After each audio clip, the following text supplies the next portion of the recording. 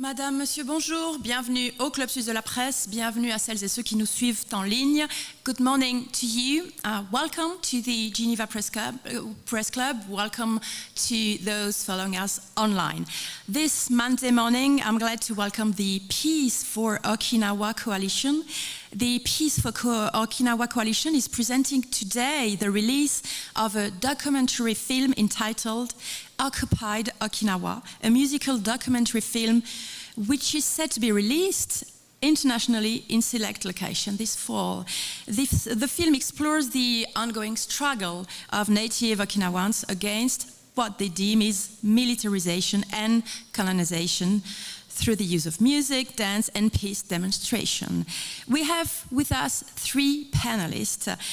First of all, the author of the documentary film, Robert Kajiwara, is also a musician, artist, and a peace activist based in Okinawa City.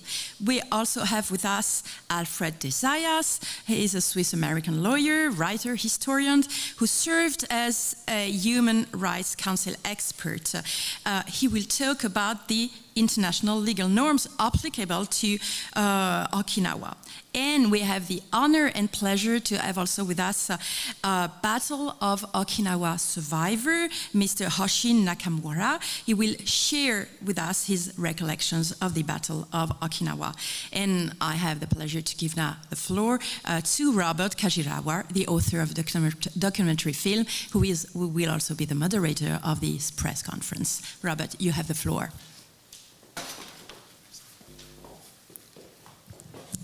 Thank you. So yes, we are the Peace for Okinawa Coalition. I am Robert Kajiwara. Next slide, please.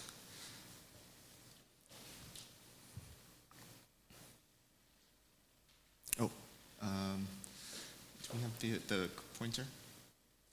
Clicker?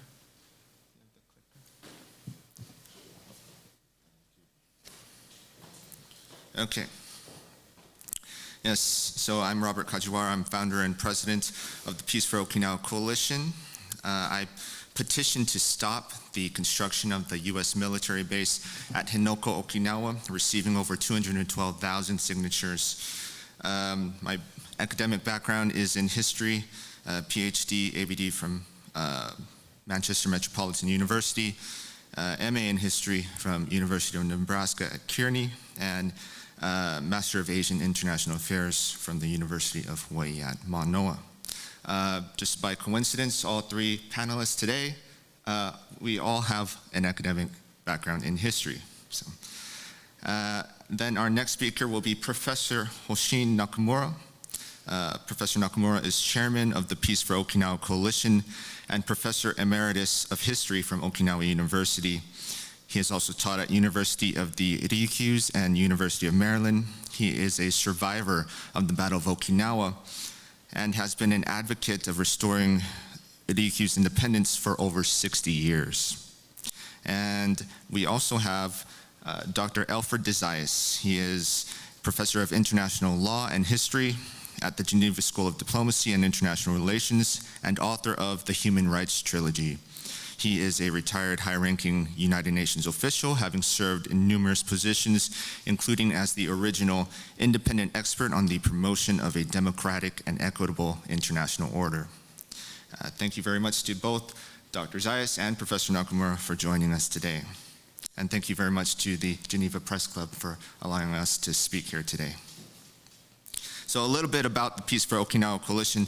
We are a nonprofit organization and also a non-governmental organization founded and led by young Ryukyuans, also known as Okinawans or Uchinanshu, in order to promote Ryukyuan culture, history, languages, and rights.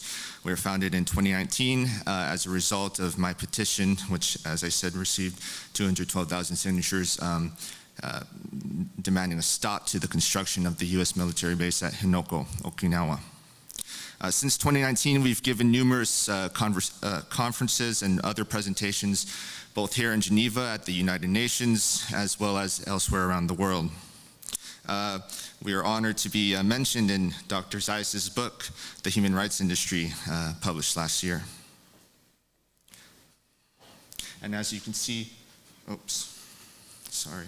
as you can see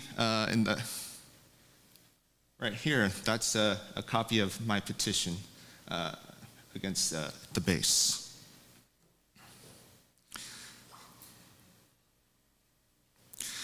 So the primary reason we are here today is to announce our documentary film titled Occupied Okinawa. It's set to release in November of this year, 2024. It's a musical documentary. It's also an anti-war documentary produced by the Peace For Okinawa Coalition, directed by myself and my assistant director, Simranbir Kaur. It features myself, Professor Nakamura, Simranbir Kaur, Ms. Chikako Shinzato, and Ms. Ginko Kinjo. Both Shinzato and Kinjo are dancers, Okinawan folk dancers. And of course, we are honored to also include the renowned Okinawan musician, Mr. Shokichi Kina, who also appears in our documentary film. It's about indigenous Ryukyuans, also known as Okinawans or Uchinanshu. We use music, dance, and peace demonstrations to oppose the military buildup and colonization of the Ryukyu Islands, or Okinawa, with a runtime of 1 hour, 48 minutes. I don't know if... Oh, sorry. Okay.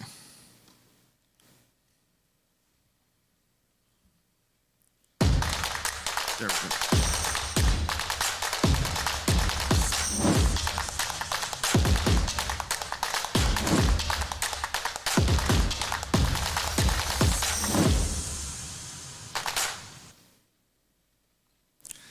That was just a little commercial preview of our film. A lot of people around the world are really not familiar at all with Okinawa or the Ryukyu Islands. So we wanted to come here today to give a little overview, introduction, to help share about our islands. So since time immemorial, Okinawa was an independent nation known as Ryukyu, or in Japanese, the Japanese say Ryukyu. With our own unique culture, history, language, values, and identity. Ryukyuans, also known as Ryukyuans in Japanese, are recognized by UNESCO as the indigenous peoples of the Ryukyu Islands. So Ryukyu is the native pronunciation. Ryukyu, although more common today, that's actually a Japanese pronunciation, and so it's technically a foreign pronunciation in Ryukyu. The government of Japan has refused to recognize the recommendations of the United Nations regarding Ryukyuans. That's why we come here to Geneva and advocate elsewhere around the world to try to advance Ryukyuan rights, because the government of Japan has so far refused to adhere to the recommendations of the United Nations. So Ryukyu was a very prosperous and successful independent nation recognized by China, Japan, Korea, and numerous Southeast Asian nations. Ryukyu had a special relationship with China called a Zongfan relationship in Chinese. Zongfan is often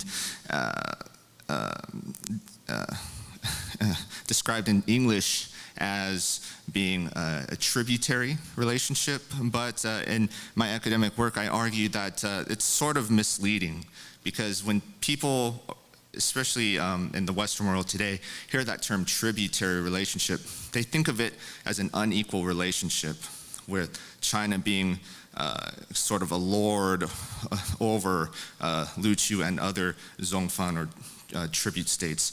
But the Zongfan relationship was not like that, and it was a relationship between equals, where China would recognize, well, China did recognize Ryukyu's independence and guaranteed Ryukyu's independence with protection against foreign invasion.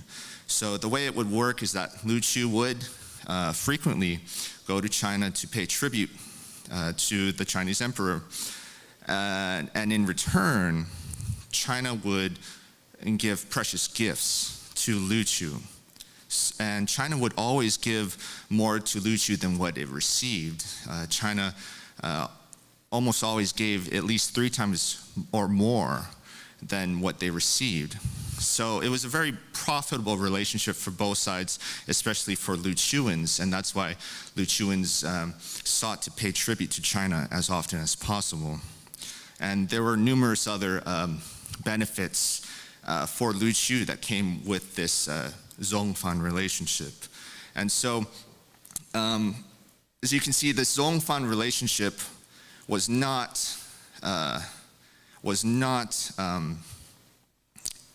negative for Ryukyu. It was actually quite positive, which is why Ryukyu sought to continue and promote this relationship so strongly over the course of 500 years. This Zongfan relationship only ended as a result of the Japanese invasion of Ryukyu in 1879. It's quite likely, if not for that, the Zongfan relationship may still be going on to this day, for all we know.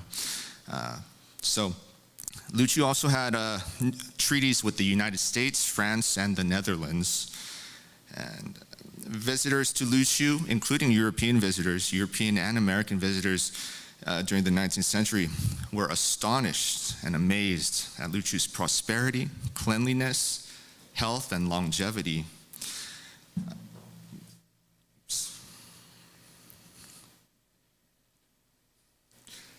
This, in the lower corner here, this is a 19th century drawing done by the British explorer Basil Hall and his men when they visited Ryukyu.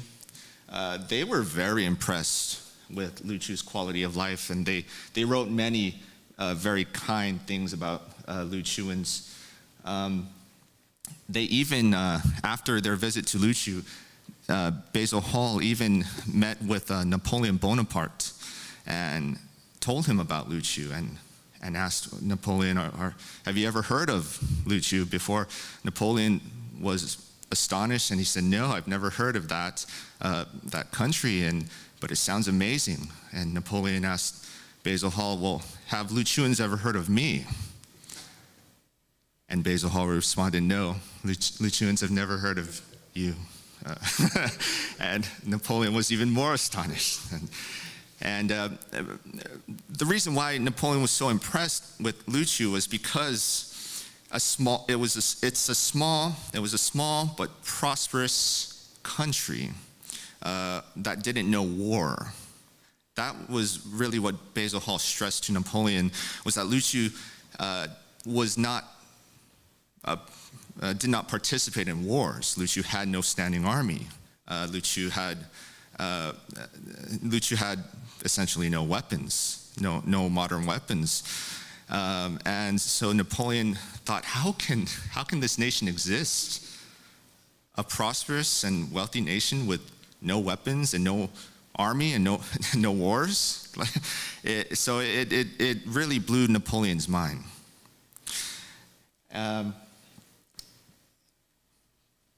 This center picture right here, that is a drawing by the men of U.S. Commodore Matthew C. Perry during the mid-19th century. That's Shureimon, one of the gates in front of Shuri Castle, the palace of the Ryukyu Kingdom. Commodore Perry, in my opinion, was very prejudiced against many other peoples around the world. He had some very insensitive things to say about many people, including about Ryukyuans. But in spite of that, even Commodore Perry acknowledged that Ryukyu was the cleanest society he had ever seen. And Commodore Perry wrote in his memoirs that he and his men searched Ryukyu, the cities and the countryside.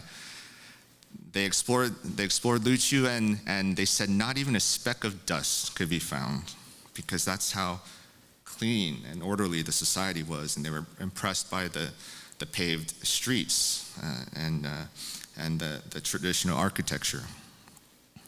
And then this photo on the right, which I took, that's from Shuri Castle's annual Shuri Castle Festival. Unfortunately, Shuri Castle burned down in 2019, so the structure you see here is currently being reconstructed. It tragically burned down. But this is the palace of the Ryukyu Kingdom, which served as the capital of Ryukyu for many hundred years. And so this is a reenactment. It's done every year. And this is a reenactment of the arrival of the Chinese ambassador to Ryukyu as part of the Zhongfan system. So in my academic work, I argue that Zhongfan should actually be better described as an independent tributary system. It's a system between equals. And yes, China was seen as the greater nation because China is very large and prosperous, of course, and Ryukyu's quite small in comparison. But I think one of the key defining traits of the Zhongfan system was that there was a mutual respect on both sides. Okay, China respected Ryukyu and Ryukyu respected China. And even though China and Ryukyu are neighbors, if you see from the map, China and Ryukyu have been neighbors since time immemorial.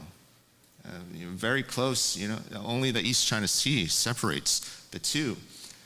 So China and Ryukyu have shared an ocean border for thousands of years, and yet in all that time, there has never been a single known instance of violence or warfare between the two countries.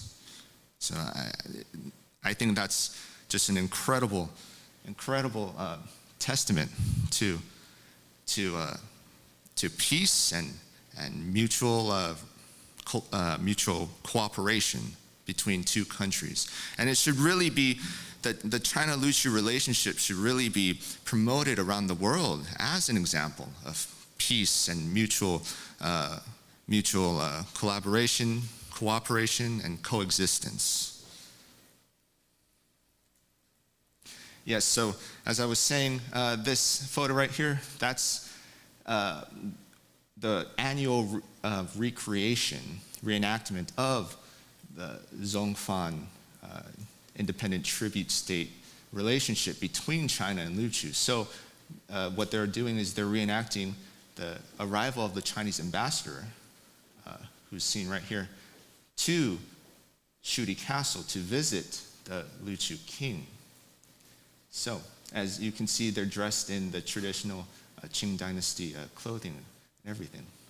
So, this event is attended by thousands of spectators every year, or at least it was before the castle burned down. But I'm sure it will resume again once they're able to.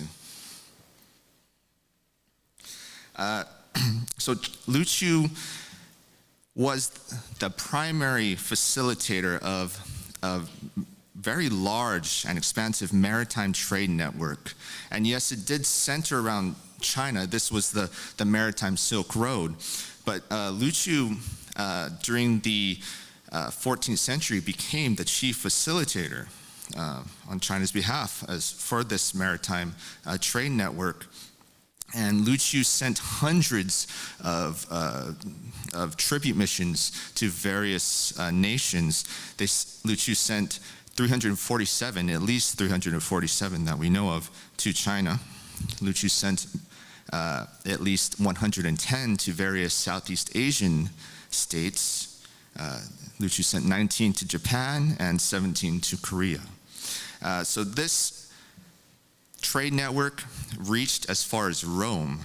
As you can see up here, 3rd century Roman coins were found in modern-day Okinawa.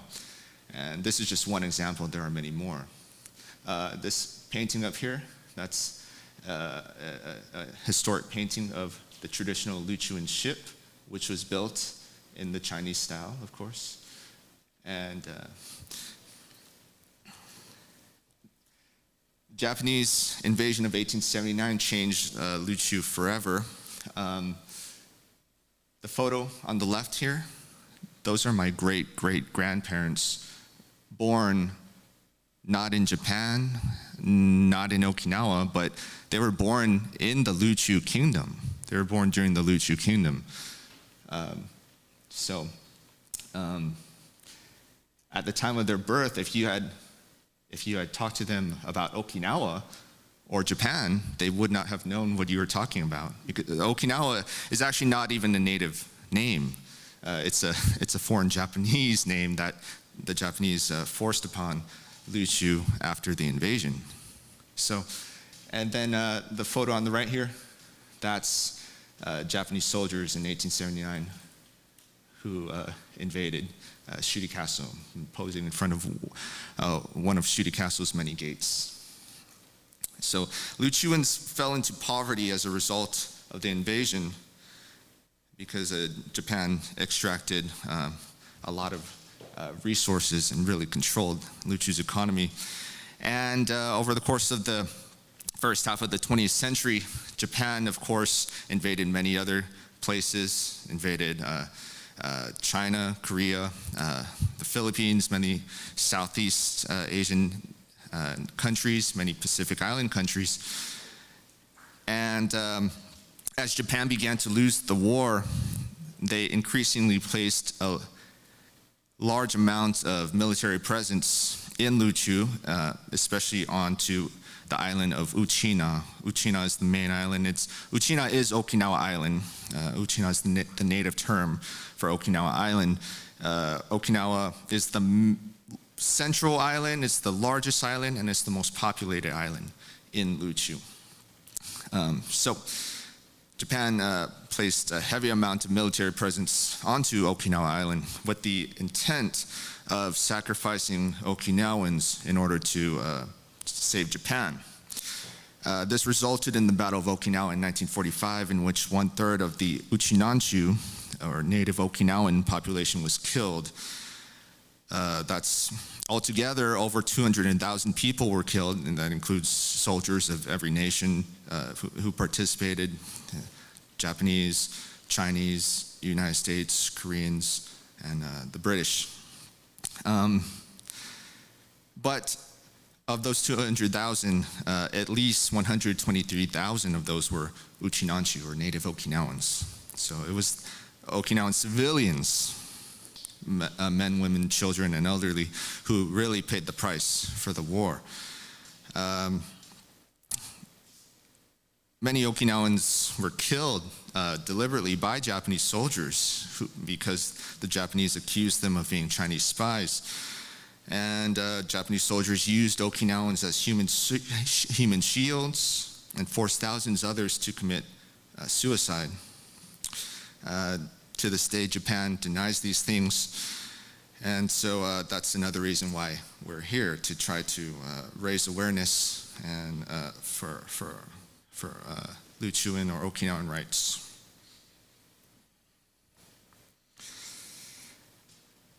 So if you know anything about Okinawa, you probably know that Okinawa has a heavy U.S. military presence, and so the U.S. military bases in Okinawa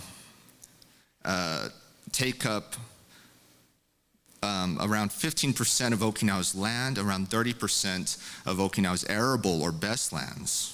Yet it contributes only around 5% to Okinawa's economy, running at a huge deficit. Okinawa contains more than 70% of Japan's military presence, yet Okinawa only makes up less than 1% of Japan's total land area. So Okinawans believe that this is very much unfair. Okinawans have an inordinate amount of military. So the U.S. and Japanese military bases in Ryukyu causes many problems, including economic deprivation, the threat of war and annihilation, crime, accidents, environmental pollution, water poisoning, and noise pollution. some photos up here. One of the many tragic accidents where a U.S. jet fighter crashed into an elementary school in Okinawa and killed a number of children and teachers. And then down here, which was more recent, that's where a U.S. Military helicopter crashed into Okinawa International University. And very thankfully, no one was killed, but because it happened to be vacation, school was out of session at the time. But if school had been in session, man, that could have injured or killed quite a few people. So the overwhelming majority of Okinawans today strongly oppose the US and Japanese military presence of our islands.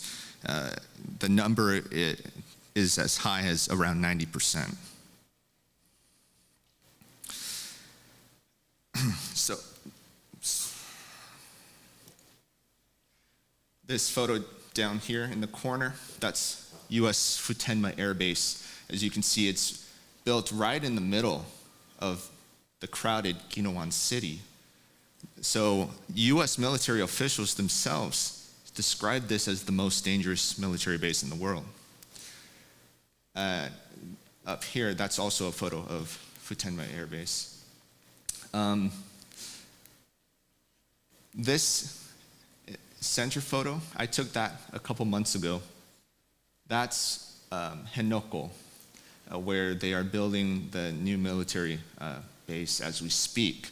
They are paving over the coral reef at Henoko in order to build this base. That's why Okinawans strongly oppose. So we believe that by restoring Ryukyu's independence and turning Ryukyu once again back into Ryukyu's historic role, which was as a neutral, demilitarized country, a buffer zone, we believe this is we believe this is beneficial to everyone involved, including it's beneficial to Ryukyuans, it's beneficial to the United States, Japan, China, Korea, the Philippines. We believe this is beneficial to the world because it will minimize the threat of war. It will help to promote peace and diplomacy and economic exchange, cross-cultural exchange, environmental and sustainability. So we believe this is really in the best interests of the world to restore Ryukyu's role as an independent, demilitarized, and neutral buffer zone. So, as I mentioned, Ryukyuans overwhelmingly oppose the US and Japanese military presence, including the ongoing construction of the military base at Henoko. Down here, in 2019, we held a referendum. That's me standing in the white sweatshirt. We held a referendum in which over 70% of Okinawans voted against the construction of the base, and yet Japan and the United States have completely ignored the referendum. They've completely ignored my petition. And so the construction is going on as we speak. Every day, peaceful Okinawan protesters, most of them who are elderly, they're retired, so they've devoted their retirement to promoting peace and opposing the military base. Every day they go out to demonstrate peacefully against the base construction, and every day Japanese riot police, not Okinawan, not Ryukyuans, but Japanese riot police who were flown in from Japan, they forcefully remove the elderly peace demonstrators. This is Henoko, the coral reef at Henoko. You see, it's quite beautiful. It's home to many rare and endangered species, including the Okinawa dugong, pictured right up there in the corner. The Okinawa dugong is endangered. There's only a few left in the wild as far as we know, and Henoko is one of their homes, and it's being destroyed as we speak to build this new military base.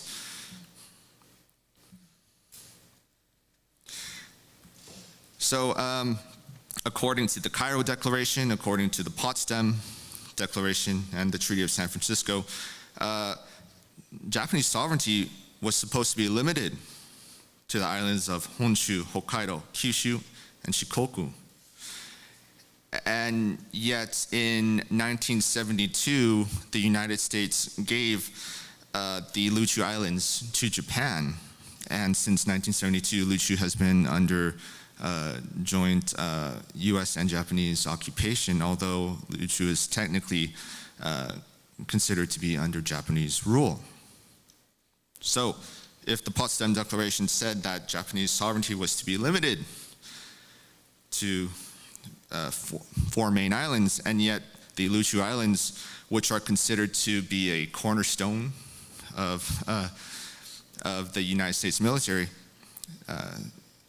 if Ryukyu is such an important island chain, why were they given to Japan after the Potsdam Declaration ruled that this was not supposed to happen? So we're arguing that Ryukyu should have been put on the United Nations list of nations to be decolonized, but that did not happen. So we're arguing that this needs to happen now. And so that concludes my introduction, and I would like to now show a 2-minute trailer for our film, Occupied Okinawa.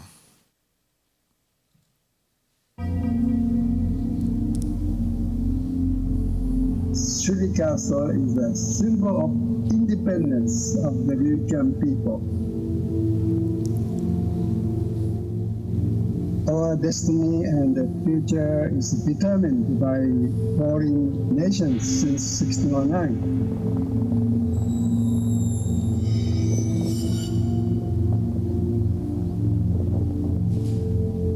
Ryukyu people paid too much sacrifices and precious lives for too long.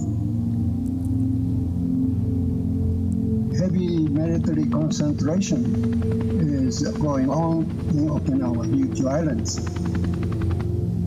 This will continue forever unless Ryukyu people do something. As long as we are quiet about it, the situation will become worse. The democracy, human rights will be destroyed because it's already been destroyed.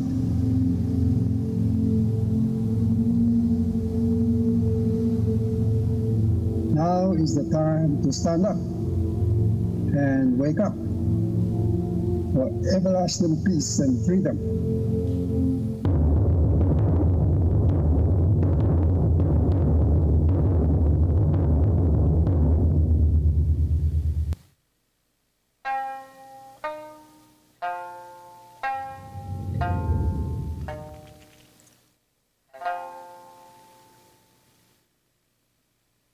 Okinawan people don't want to have another war here in small islands.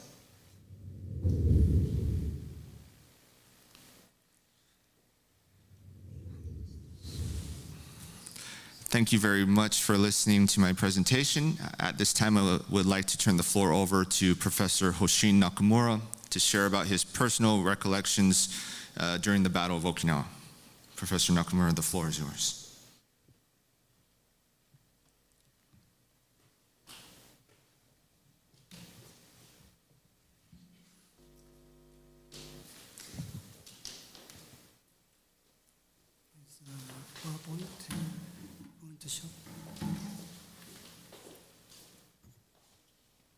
Hello, thank you. Thank you very much for inviting us to such a wonderful press conference. We are very honored to present the Okinawa problem today. My name is Hoshin Nakamura. I'm a retired college professor, emeritus of Okinawa University. Today, I'm going to speak about my experience in the Battle of Okinawa including self-introduction.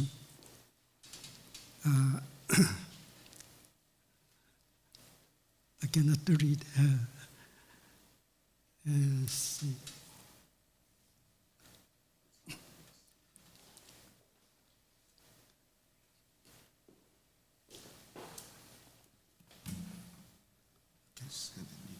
Yes. Okay. Can you make it larger? Bigger? Okay, thank you. Okay.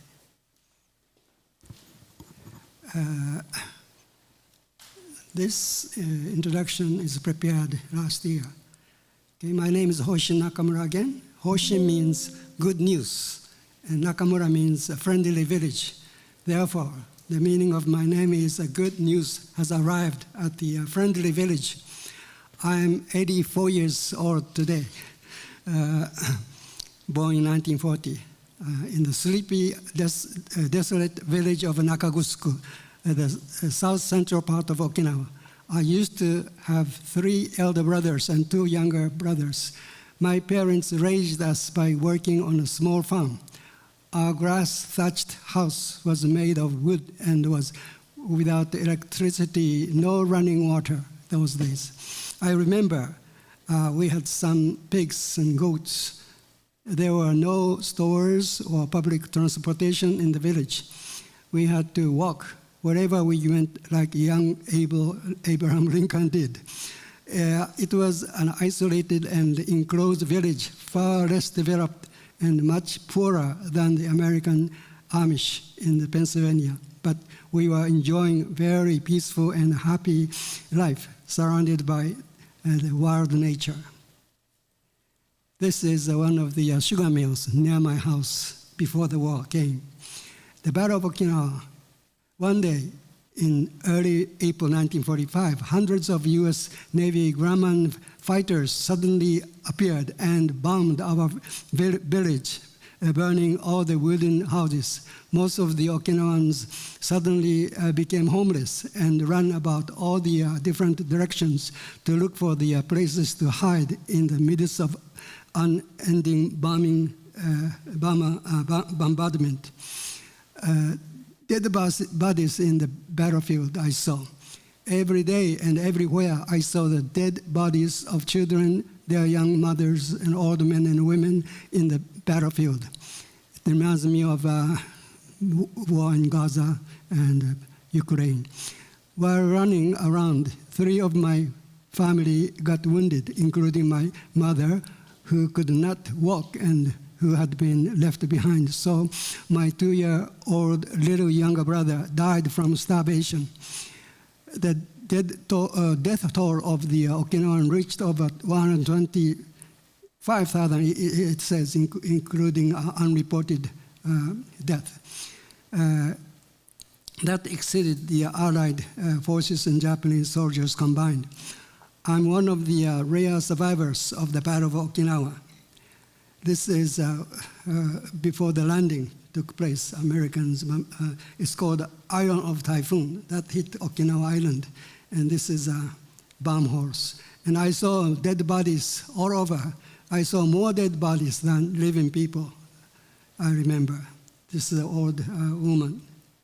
This is a young Okinawan high school girl shot because Japanese recruited illegally high school boys and girls.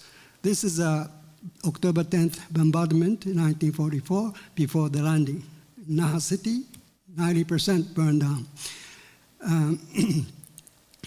After the or during the Battle of Okinawa, Okinawan people became homeless, so they were taken into concentration camps. 13 of them were made in the island. This is one of the concentration camps we stayed. After the war, battle, the US military confiscated large area of lands, including farmlands. So many Okinawan people lost their farmland. They had to leave as immigrants overseas. This is one of the Futenma airstrip, as Mr. Kajiwara mentioned, Robert mentioned, surrounded by heavily, densely populated, one of the most dangerous airbase in the world. The suffering Ryukyu under the US rule. Number one, as I mentioned, farmland, housing have been taken over by the US military, and they haven't been returned over 79 years now. Number two, uneconomical and overburden of US military bases. Only 5% of income come from US military related. If military bases are returned, we can have 30 to 40 times more income than we do today. Number three, after the war, they emigrated abroad in search of work because of loss of lands. Number four, rule by American presidential executive orders decrease, and for a period of 27 years under American occupation until 1972. Number five, rape, murder, incident, accident, environmental pollution, noise damage caused by the roars of the US military aircrafts exercising early morning and late at night, which is not allowed in the United States, but allowed in Okinawa. Number seven, contamination of the drinking water and soil by harmful toxic chemicals, PFAS, P4, etc., contained in the fire extinguishing foam. I understand water in this country, Geneva, you can safely drink, while we cannot. We used to be able to drink, but now our water and farmlands are contaminated by poisonous PFAS. Number eight, destruction of nature due to land reclamation work in the beautiful Oura Bay associated with the construction of the U.S. military base in Henoko. It's a habitat of 5,300 creatures, sea creatures, of which more than 200 are endangered, which is going to be reclaimed to build new American military air base.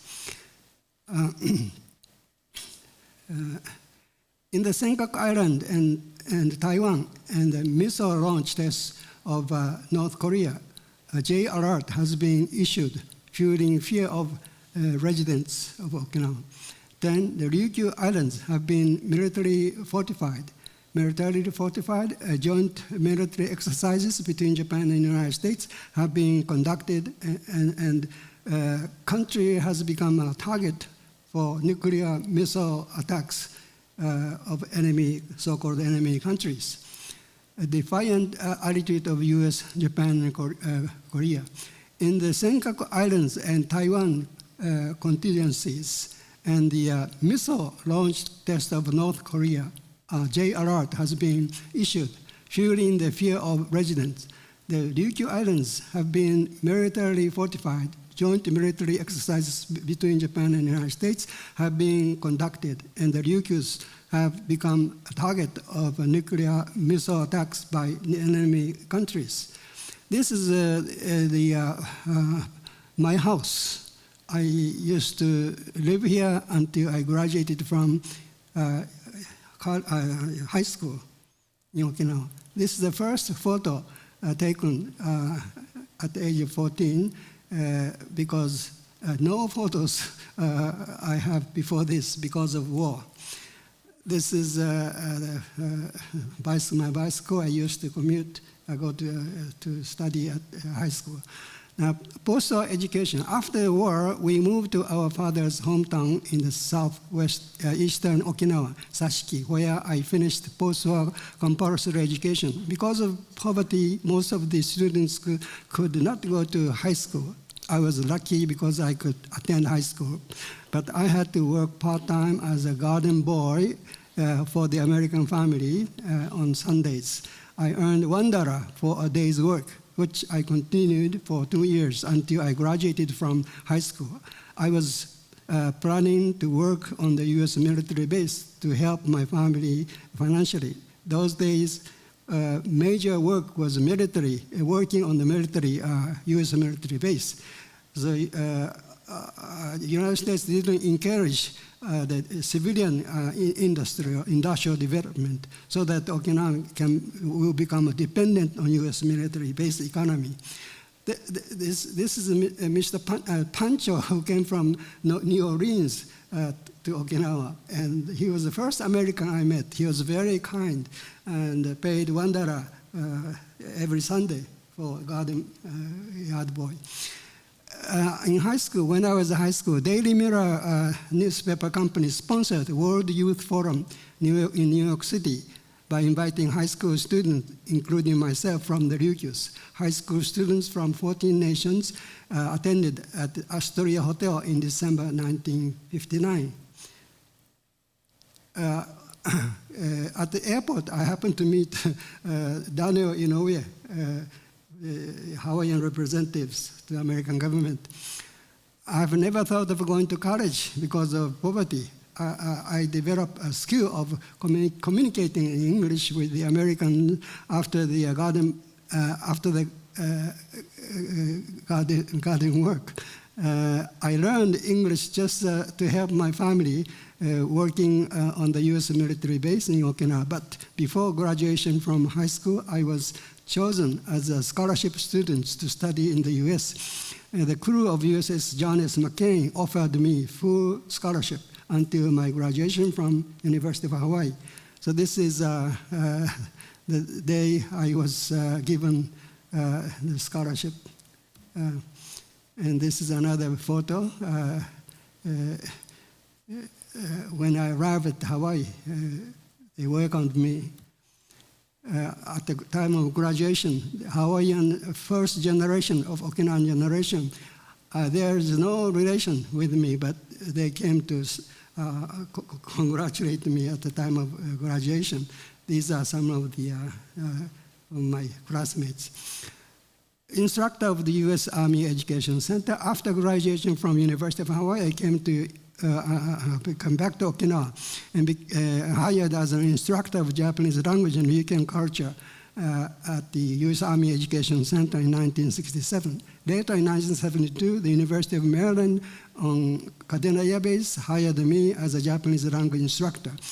In Naha, I met Yasuko, who attended East West Center and who was teaching at the middle school. I married her in 1968 and had 2 sons and a daughter. This is my wedding day. The second chance to study in the U.S. from 1977 to 1978, I was given a position of a TA while working to obtain MA in Asian Studies at Seton Hall University in New Jersey. Miraculously, I received all my college degrees in the USA. This is Seton Hall University graduation day. Teaching at the universities. While working and studying at the Graduate College of Seton Hall University, I attended the morning services at the nearby church. The minister's family often invited me to dinners. In turn, I gave some color-slides presentations on Okinawan history and culture to the church members. After finishing an MA course, I returned to Okinawa, and 3 universities hired me to teach 2 part-time positions at the University of Maryland, University of Ryukyu, and a full-time position at Okinawa University, where I worked until I got retired at the age of 65, 2005. This is one of the buildings of Okinawa University in Naha. After retirement, I taught social studies at the Okinawa International School too. I'm currently teaching basic English in Okinawan Language Center, also Okinawan History and Culture. I'm teaching a Ryukyu History and Culture course at the Ginowan Seminar House, Okinawa Christian Center. For I have given 35 public lectures on Ryukyu's independence and self-determination. 5, I gave several presentations on the issues on Ryukyu's demilitarization and human rights at UN HR, Human Rights Council in Geneva, Switzerland in 2019. First time I met Dr. Zayas those days, and I was very impressed because of his moral support. Number 6, gave 35 public lectures on Ryukyu independence. Summary. The Battle of Okinawa in 1945 took away my home. The life of my little younger brother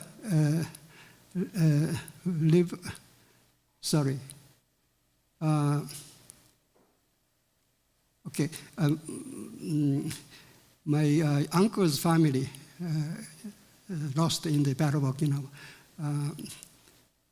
Number 2, my poor family could not afford sending me to college, but I was given a scholarship to study in the USA. So I feel very grateful to American universities. Number 3, I was given positions to teach American and Ryukyu universities. 4, I was given a sabbatical leave as a visiting scholar at Nottingham University in the UK.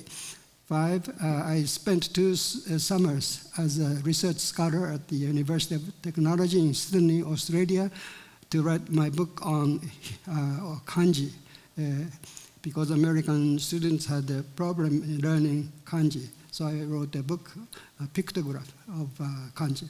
6, after retirement, I engaged in Ryukyu's independence movement while teaching part-time. This is one of the photos of my presentation on Okinawa independence. This is my wife and daughter, my family at the New Year's Day. So my son and grandchildren. New house was built. Fortunately, I had a chance, given the new house built 2 years ago. This is the end of my personal introduction, including independence movement. Later, if you have any question about independence movement, why Ryukyu has to become independent, I can give you the answer later. Thank you. Thank you, Professor Nakamura. Now I would like to turn the floor over to Dr. Alfred de Zayas. You can stay there if you want. It doesn't matter. Since the cameras are already aimed there, I suppose it's probably more prudent to move to the cameras. So, as most of you know, I was secretary of the United Nations Human Rights Committee. I was also the chief of petitions, which is more or less being registrar. That means all complaints or petitions ran through my desk. That's before I took early retirement to return to academia and teaching. In my capacity as secretary of the Human Rights Committee and in my capacity as petitions chief, I had to deal with a tremendous number of self-determination cases. And that's why, gradually over the years, I wrote a number of articles on self-determination, and I was interested in passing one message, that it is not the right of self-determination that causes trouble. Conflict and war does not arise from the exercise of self-determination. It arises from the unjust denial thereof. And certainly since 1945, hundreds of wars have had their origin in the denial of self-determination. We've had the whole development in the General Assembly in the 1950s and 60s to grant self-determination for peoples living under colonialism, under occupation, etc. And that process is not finished.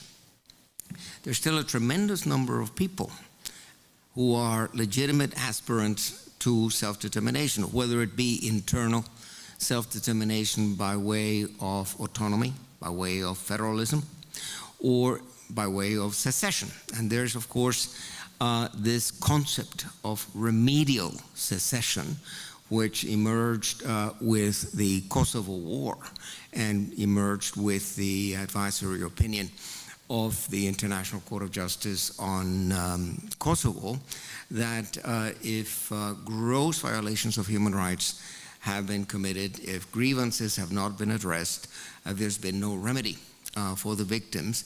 The victims do have a right of self-determination. However, the right of self-determination is not self-executing. Surely the Igbos and Ogonis of Biafra, Nigeria, have this right.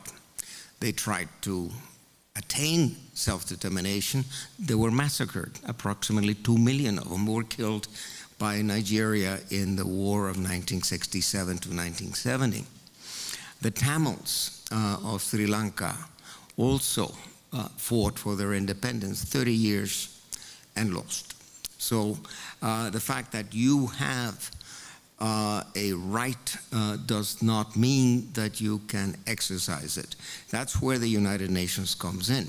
It is the responsibility of the United Nations to guarantee the exercise of this right. After all, it is well anchored in the UN Charter.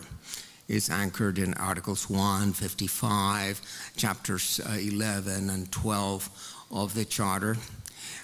It is the common Article number 1 of the International Covenant on Civil and Political Rights and the International Covenant on Economic, Social, and Cultural Rights. That's why when the Human Rights Committee hears the periodic reports of the United States or the periodic reports of Japan, this issue of self-determination invariably comes up.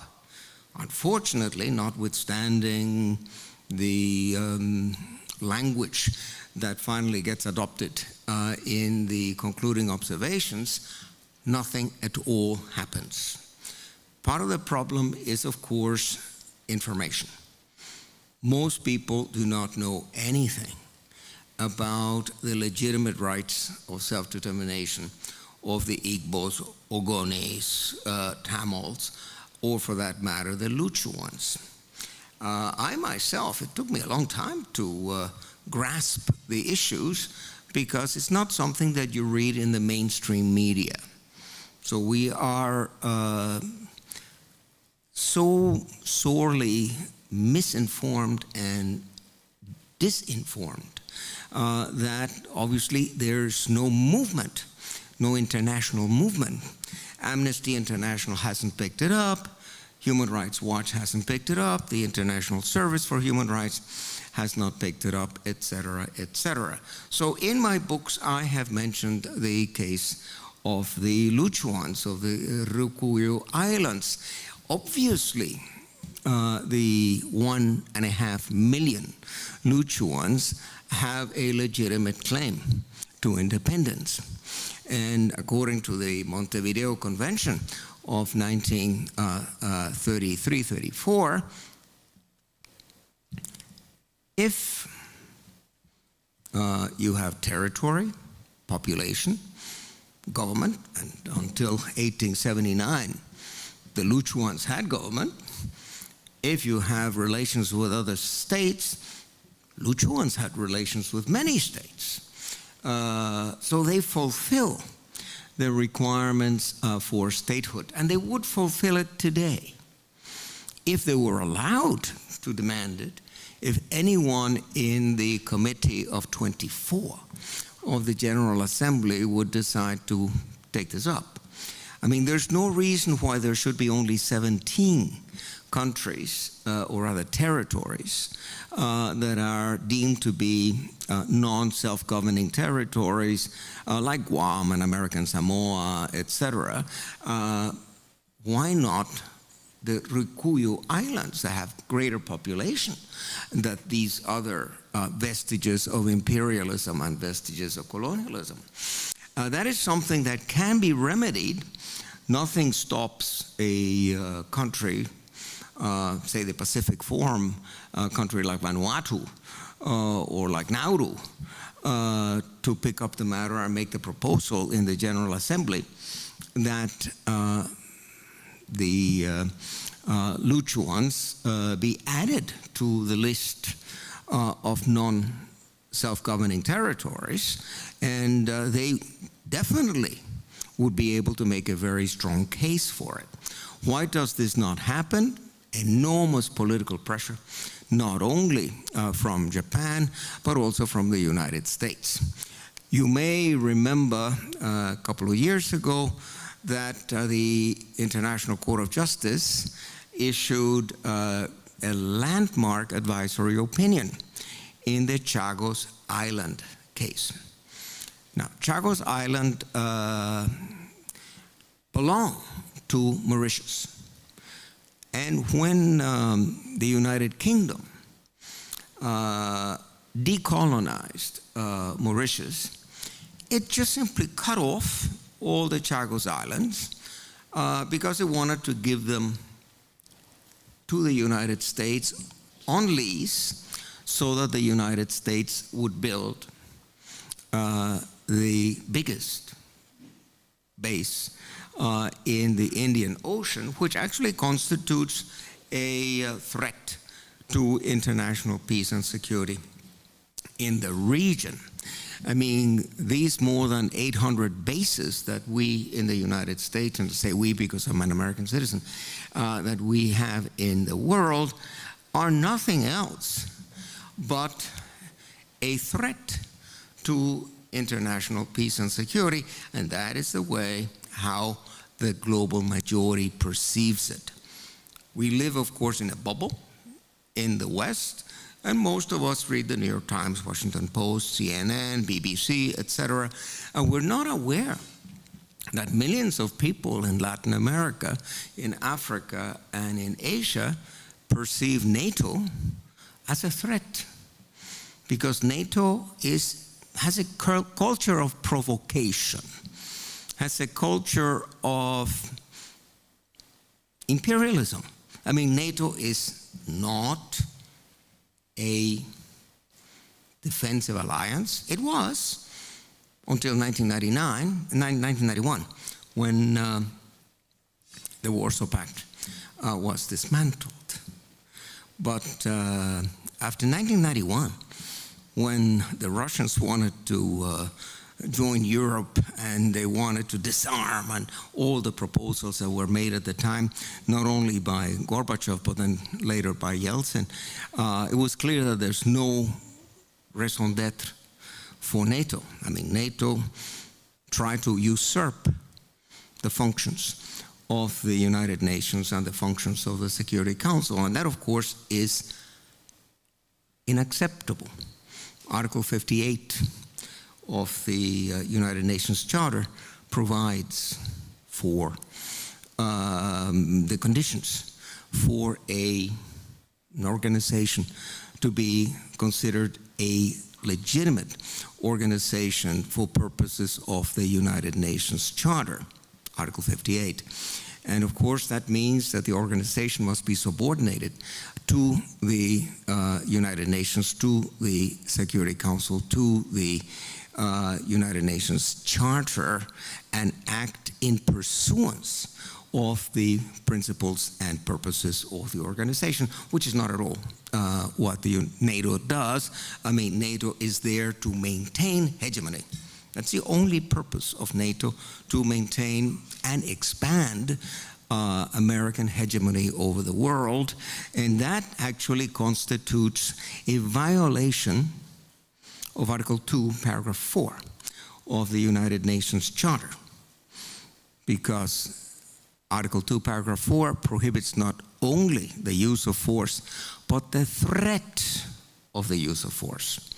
And the only purpose of the 800 plus basis that we Americans have is to threaten everybody else, to intimidate everybody else, to say, you'd better do what we tell you. And that is the function of the American base in Okinawa, which is now being expanded as a clear threat to China. I mean, China is the target, as has already been said, of course. That puts the entire 1.5 million Ryukyuans at risk. Because if there is, and we hope that there never will be, but if there is a confrontation with China, it's quite clear that the first thing that's going to be hit by a nuclear device is the base in Okinawa.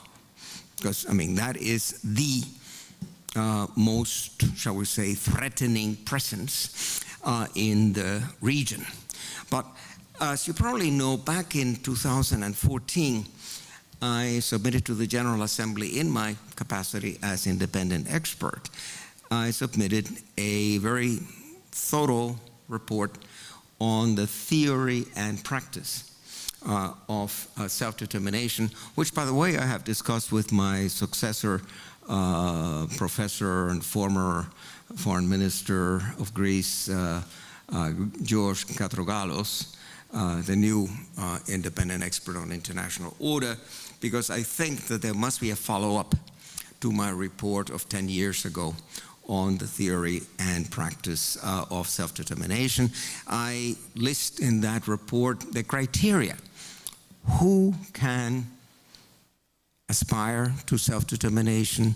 What would be the steps to be observed to obtain self-determination in conformity with the United Nations Charter? I then published in 2018 a report in which I went into the, shall we say, international order in a manner that I tried to summarize all of international law into 25 principles. These are my 25 principles of international order, which I presented to the Human Rights Council 2018, and which I published in chapter 2 of my book, Building a Just World Order. I will read you the text of principle number 10. Now, principle number 10 is devoted to self-determination, and it reads as follows. The right of self-determination of peoples is stipulated in the Charter and in Common Article 1 of the ICCPR and ICESC, and it is a foundational principle of international law, jus cogens, and of international public order, ordre public. All peoples, without exception, are rights holders of self-determination. The duty bearers are all states members of the United Nations. The exercise of self-determination is an expression of democracy, as democracy is an expression of self-determination. It attains enhanced legitimacy when a referendum is organized and monitored under the auspices of the United Nations. Although the enjoyment of self-determination in the form of autonomy, federalism, secession, or union with another state entity is a human right, it is not self-executing. Timely dialogue for the realization of self-determination is an effective conflict prevention strategy. The United Nations has an essential mediating role between states and peoples and should conduct self-determination referenda as a conflict prevention measure, because self-determination grievances often develop into a threat to the peace or breach of the peace for purposes of Article 39 of the UN Charter. The right of self-determination has not only a collective but also an individual dimension. Moreover, the right to call for and conduct a referendum is protected by Article 19 of the International Covenant on Civil and Political Rights. The dean of the law faculty here of the University of Geneva, Nicolas Levrat. He is the new United Nations Special Rapporteur on minorities.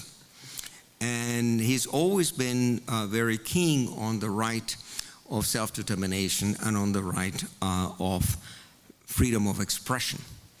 And back in 2017, before the referendum that was held in Catalonia, he published an article together with another friend of mine, Professor Williams of American University in Washington,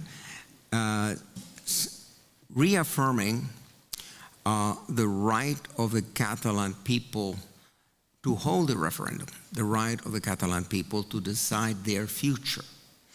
I mean, that is an expression of not only of self-determination, but it is protected by the right of freedom of expression and freedom to manifest, freedom to have assembly and association for a particular legitimate principle, as long as it be done in a peaceful manner. So in order to allow the audience, meaning those here in the room and also those who are in the internet watching us by video, I would say I will stop now and conclude with the thought that Pax Optima Rerum, peace is the highest good, and in order to further peace, we have to further understanding between peoples and also between states and their constitutive parts. And the history of the Ryukyu Islands, the history of the Luchuan peoples is one that right now is truncated. It has suffered an illegal occupation since 1879. It has suffered under American occupation since 1945. And instead of being allowed to exercise their self-determination in 1945 after the defeat of Japan, the United States did what it does all over the world. It wants to have a military base there.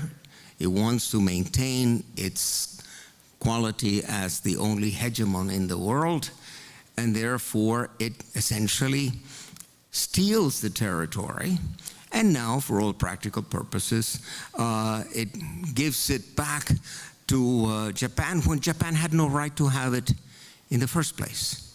Japan should never have had sovereignty over the Luchuans, and 1945 was yet another missed opportunity to give these people the rights that are theirs. Thanks.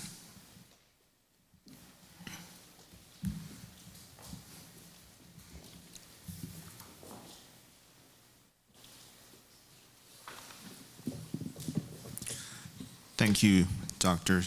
Zayas. Were there any questions anyone had?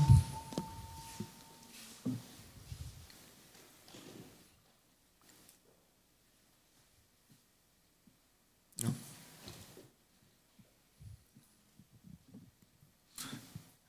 Okay, well, if there are no questions, then this concludes our press.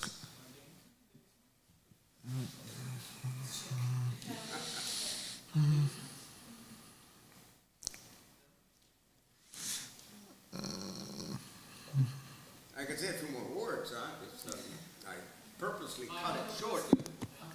Yeah, yeah.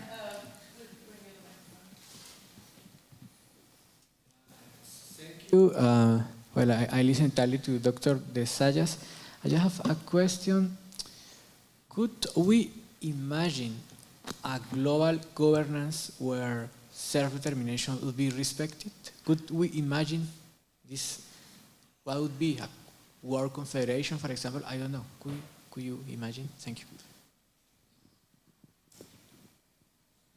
Well, we imagine many things, and of course it is well within reach in the sense that international law provides the right of self-determination, not only the UN Charter, but also the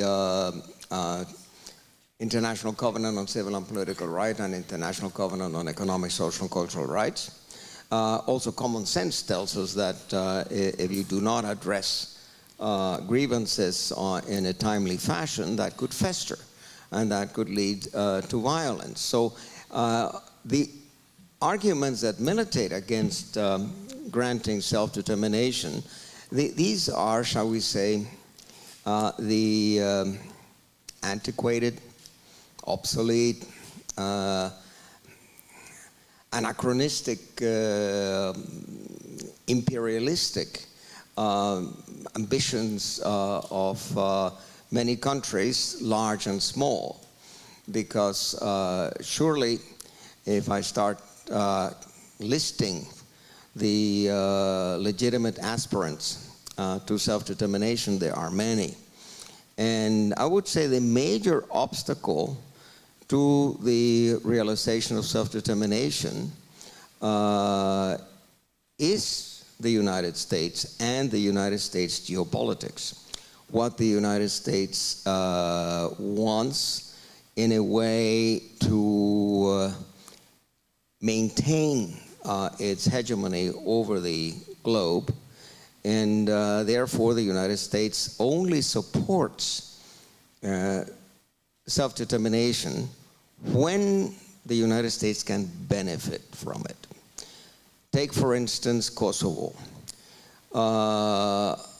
For a dozen years, the United States put pressure on Slobodan Milosevic so that Milosevic, at that time, Serbia and Montenegro, would grant the United States the right to build another mega base in the territory of Kosovo. Milosevic refused, and the result was that there was the bombardment of Serbia, and at the end of the day, Kosovo was torn away from Serbia, and now the United States is the happy owner and administrator of the huge Bond steel base in Kosovo. Another, shall we say, regime change situation and attack on the sovereignty of another country. We see it in the case of Bangladesh recently, when the president of Bangladesh, the Sheikh, what's her name, do you remember? The former, she's the daughter of the first president of Bangladesh. In any event, she was the legitimate leader of her country, but she opposed an American base in Bangladesh, and sure enough, she was overthrown. So these things have to be taken into account. We are in the real world. That's why I also said in my criteria on self-determination in report A69-272, I said that notwithstanding the fact that you satisfy all of the requirements to exercise self-determination, you still need the support of at least one major power that will endorse it. If there is one major power like the United States that is dead set against it, you're not likely to get it.